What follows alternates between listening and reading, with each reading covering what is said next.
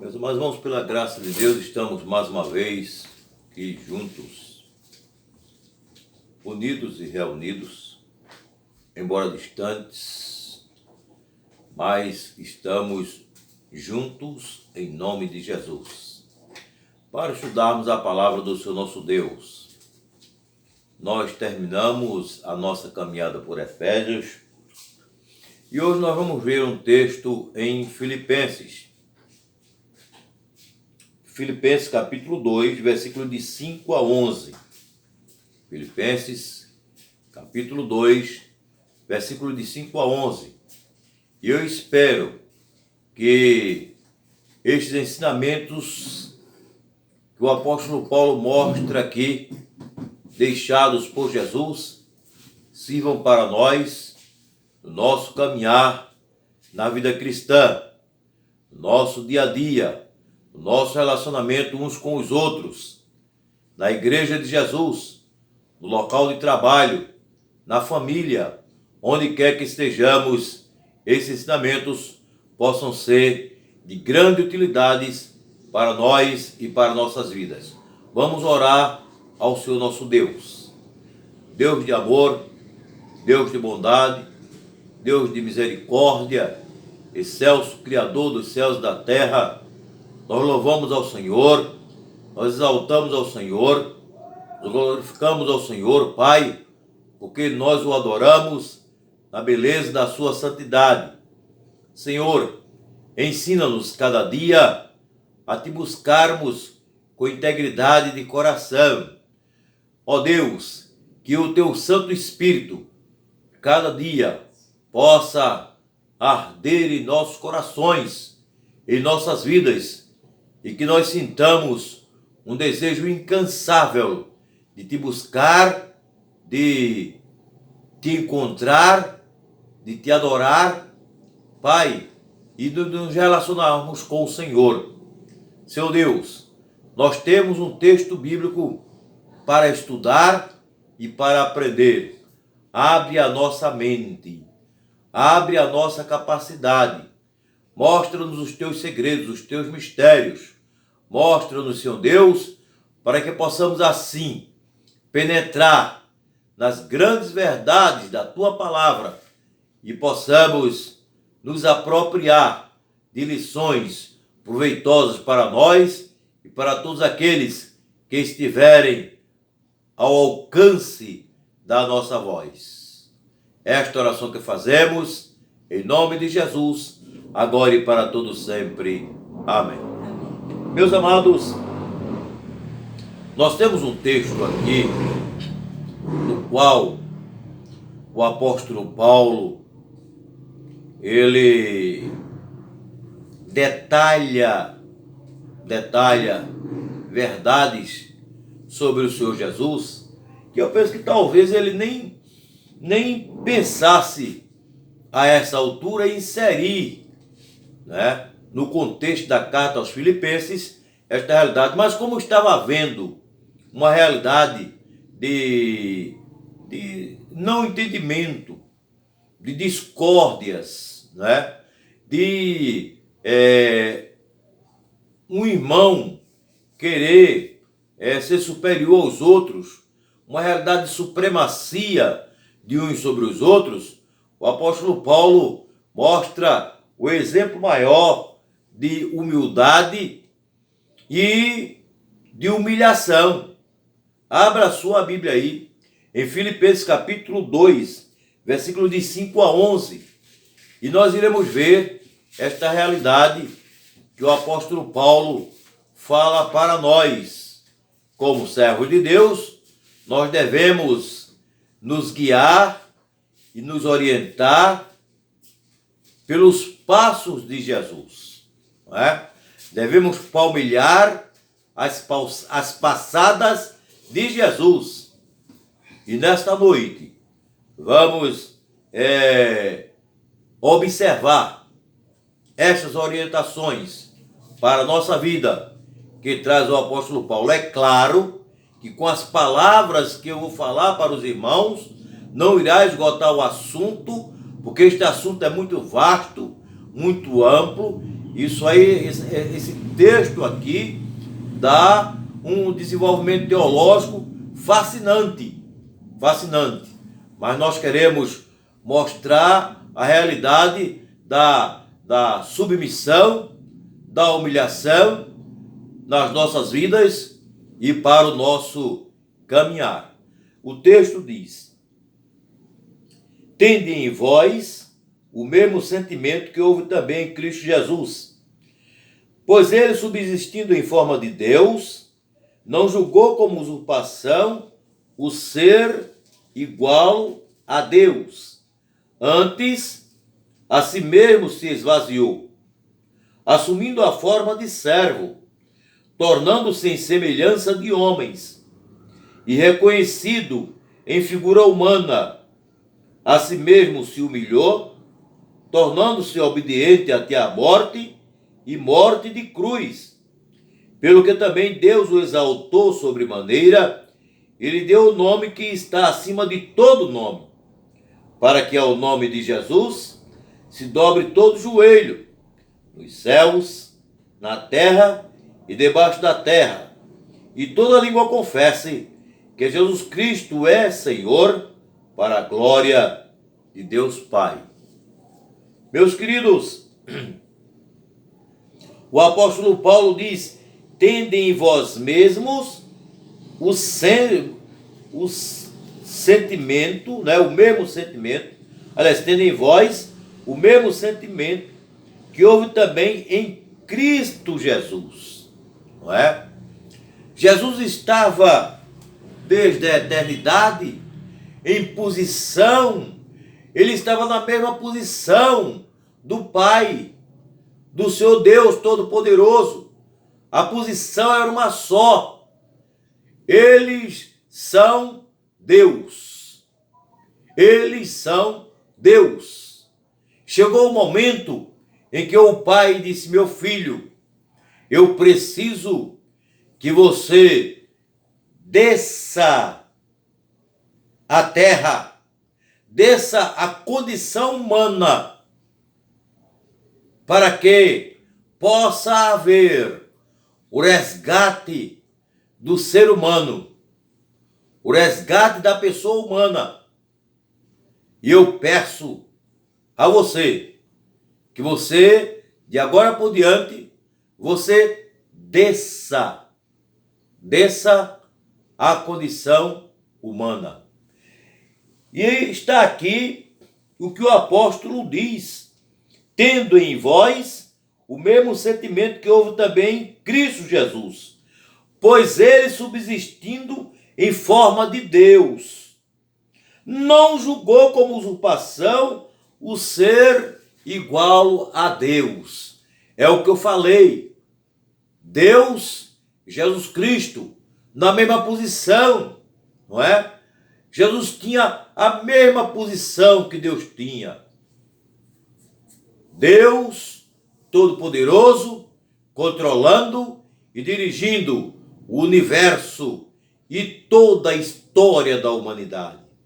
Porque a história da humanidade, queridos irmãos, prezados ouvintes da palavra de Deus, ela tem uma direção, ela tem um diretor, e esse diretor se chama Deus Todo-Poderoso. E chegou o momento de Jesus Cristo descer das celestiarias à condição humana e ser inserido na história da humanidade. E o Senhor Jesus aceitou plenamente. Ele não se indispôs a descer a esta condição humana. Ele aceitou plenamente, como o texto diz, pois ele, subsistindo em forma de Deus, não julgou como usurpação o ser igual a Deus. Antes, a si mesmo se esvaziou, assumindo a forma de servo, tornando-se em semelhança de homens, e reconhecido em figura humana. antes a si mesmo se esvaziou. Irmãos queridos, ouvintes da palavra de Deus, este termo se esvaziou não quer dizer que o Senhor Jesus esvaziou-se da condição divina para tornar-se simplesmente humano. Não. Jesus tinha as duas naturezas. Ele era perfeitamente Deus e ele era perfeitamente homem. Ele se esvaziou da sua posição. Ele estava na sua posição de igualdade com Deus e ele desceu, ele esvaziou-se até a condição de ser humano. Ele tinha a sua natureza perfeitamente humana. Jesus foi perfeitamente homem, mas também ele não deixou de ser perfeitamente Deus. Perfeitamente Deus. Tanto é que ele sentiu fome, ele sentiu sede, ele sentiu sono, ele se cansou, ele chorou. Quer dizer, tudo são realidades que provam a natureza humana de Jesus. Mas também ele disse para o mar encapelado: aquieta-te, e o mar aquietou-se. Ele também disse para um morto de 4 dias, já fedendo, que ninguém suportava abrir aquela tumba. Ele disse: Lázaro, sai para fora. E aquele homem, todo envolto em faixas, saiu, parecendo um robô, andando. E chegaram, tiraram aquelas faixas, com aquelas marcas de sangue, de pus, tiraram de cima dele. E quando descobriram a pele de Lázaro, estava perfeita. Sabe por quê? Porque o Deus encarnado falou para a morte e ela não pôde mais ter autoridade sobre aquele corpo, porque Jesus Cristo disse: eu vim para que tenham vida e a tenham em abundância. Eis aí a realidade deste versículo. Antes a si mesmo se esvaziou, assumindo a forma de servo, tornando-se em semelhança de homens e reconhecido em figura humana. Que passagem linda! Depois de todos terem comido, Jesus se desfaz da sua vestimenta, da parte superior do seu corpo, pega uma toalha e vai lavar os pés dos seus discípulos, dos seus apóstolos. Ele vai lavar os pés dos seus apóstolos, mostrando que ele veio para servir, que ele é o servo e o servo sofredor, porque a cruz esperava pelo Senhor Jesus. Por isso, o apóstolo Paulo diz aqui na sua palavra: antes a si mesmo se esvaziou, assumindo a forma de servo, tornando-se em semelhança de homens e reconhecido em figura humana. A si mesmo se humilhou, tornando-se obediente até a morte e morte de cruz. Que morte humilhante! Ó, irmãos, Jesus não teve uma morte normal. Ele não teve uma morte deitado no leito e ali ele morrer. Jesus não teve uma morte súbita, andando, cair e morrer. Não. Ele teve uma morte humilhante. A morte na cruz do Calvário era uma morte humilhante, desmoralizante, dolorosa, que trazia humilhação às pessoas, como a morte por enforcamento, como a morte na câmara de gás, como a morte provocada e dada pela sentença humana que o homem espera por aquele momento de sentar na cadeira elétrica para ali lhe ser eletrocutado. Queridos irmãos, o Senhor Jesus humilhou-se a este ponto de sofrer esta morte. Mas pela graça de Deus, pela vitória do Senhor, quando chegou o momento, ele disse: Pai, está consumado, nas tuas mãos entrego o meu espírito. Os judeus não mataram Jesus. O judaísmo não matou Jesus. O Império Romano não matou Jesus. Ninguém matou Jesus. Ele, de livre e espontânea vontade, na cruz do Calvário, entregou a sua vida por nós, nos dando direito à vida e vida em abundância. Jesus humilhou-se até esta morte e morte de cruz.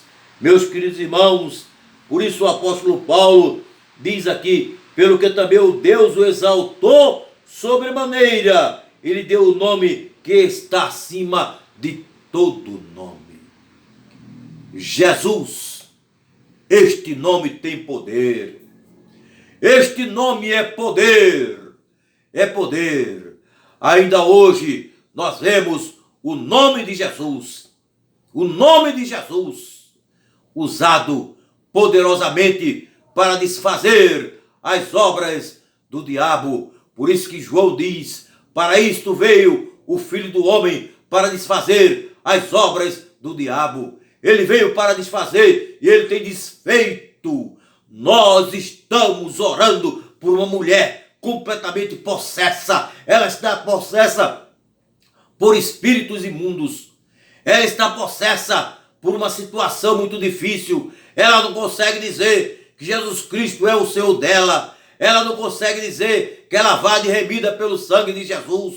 Esta mulher está possessa porque os espíritos maus impedem. Mas nós estamos orando pela libertação desta mulher. E Jesus vai dar a libertação e derrotar Satanás naquela vida. Louvado seja para sempre o nome de Jesus.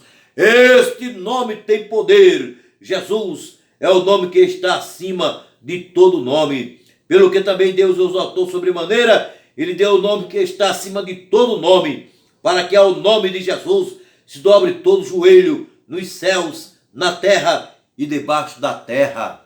Meus irmãos, meus amigos que nos ouvem nesta noite, Jesus é o nome que, se o homem acatar e aceitar, é o nome para a sua salvação, para a sua transformação, para ser nova criatura, para ser apagado os seus pecados, para ter o seu nome escrito no livro da vida do Cordeiro, para ter acesso aos céus. Este é o nome que produz salvação. Este é o nome que dá vida eterna. Este é o nome que, se o homem abraçar, ele será feliz por toda a eternidade.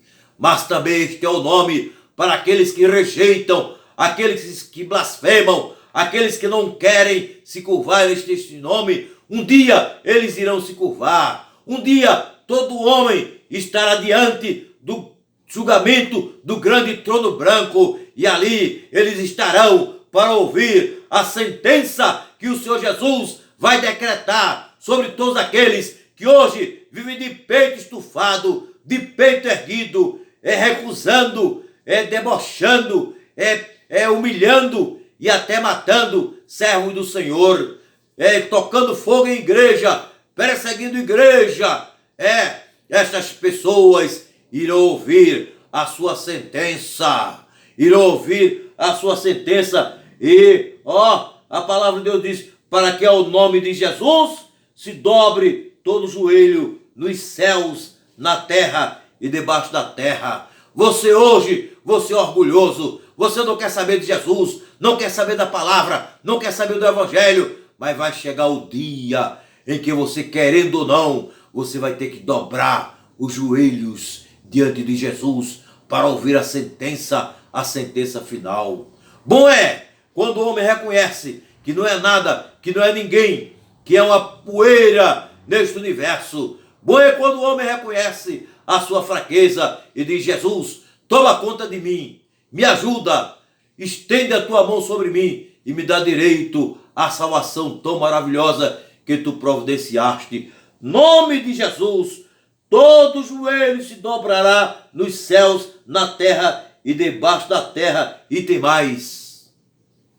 O apóstolo prossegue: e toda língua confesse que Jesus Cristo é o Senhor, para a glória de Deus Pai. Meu irmão, olha, se é crente, é salvo, é servo de Deus. Irmão, não queira ser o melhor na igreja, não. Não queira ser o melhor servo de Deus, não.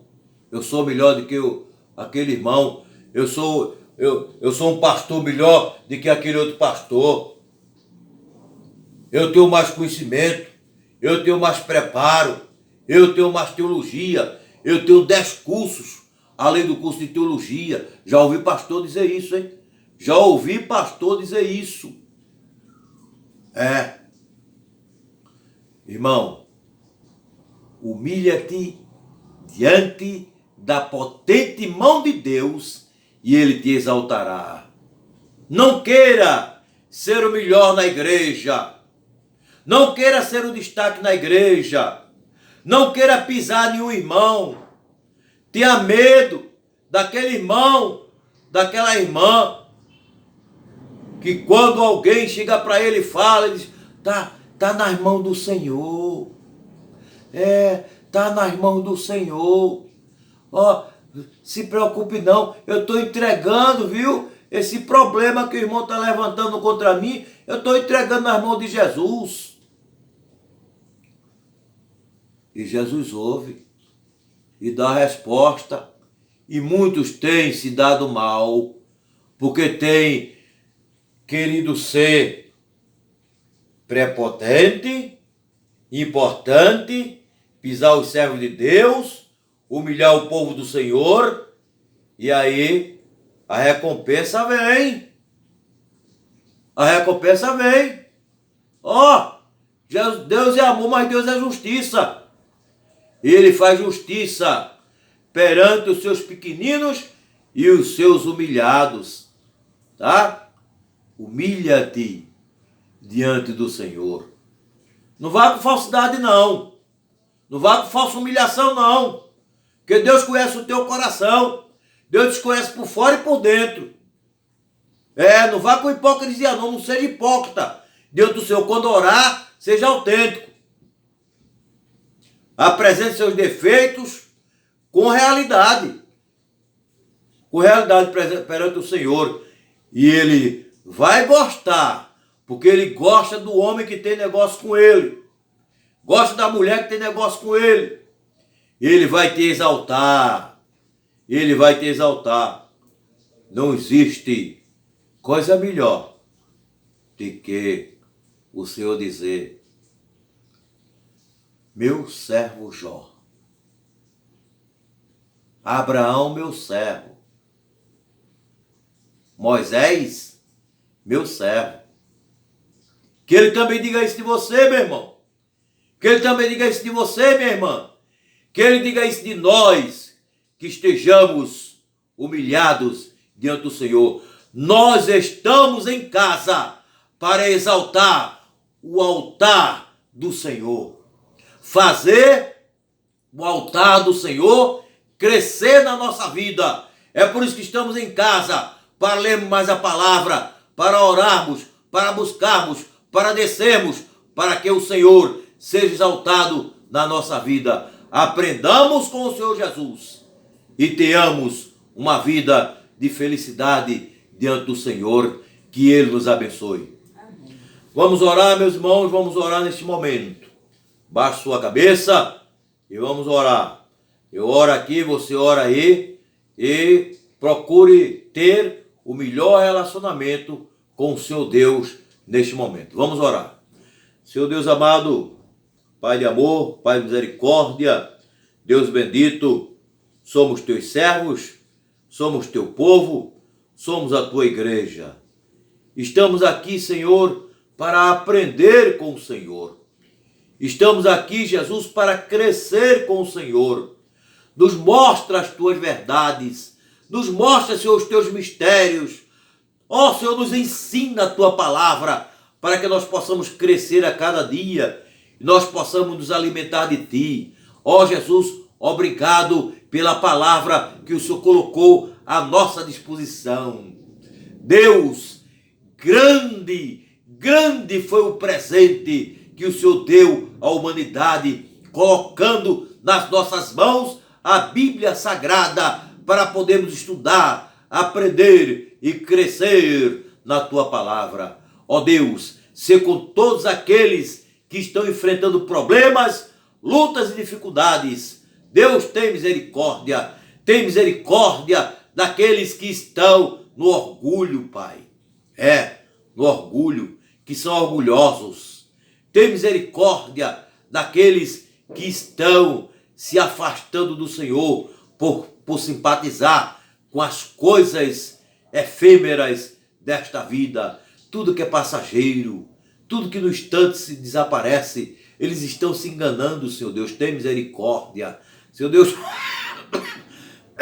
Tem misericórdia, Senhor, daqueles que estão, Pai, procurando te servir de uma forma assim, não fraudulenta, mas que não é uma forma real, que eles não são reais com o Senhor, que eles sejam autênticos, que eles mudem, queiram mudar, e que o seu povo aprenda a se humilhar diante do Senhor, para que o Senhor possa exaltá-los e exaltá-los para todo sempre. Seu Deus, ouve a nossa oração. Tem misericórdia da esposa do pastor Adonias. Tem misericórdia de sua filha. Tem misericórdia de seu filho. Consola estas vidas, Pai, pois o pastor Adonias, o Senhor o chamou para estar com o Senhor. Dá o consolo a esta família. Abençoe a igreja, para que a igreja seja consolada no Senhor. Deus, nos abençoa, nos ajuda. Enche de ti da tua graça. Dás uma noite em paz, de sossego, descanso e repouso contigo. Em nome de Jesus, Pai, agora e para todo sempre. Amém. Amém. Quero informar aos irmãos que domingo nós estaremos celebrando aqui a ceia do Senhor, como nós temos avisado, não é? Então, domingo, primeiro domingo de junho, nós estaremos aqui celebrando a ceia do Senhor. Se você está em comunhão com a sua igreja, se você está em comunhão com o seu Deus, providencie o pão, providencie o vinho, e aí nós iremos ceiar com o Senhor Jesus na noite do próximo domingo. Que Deus abençoe a todos.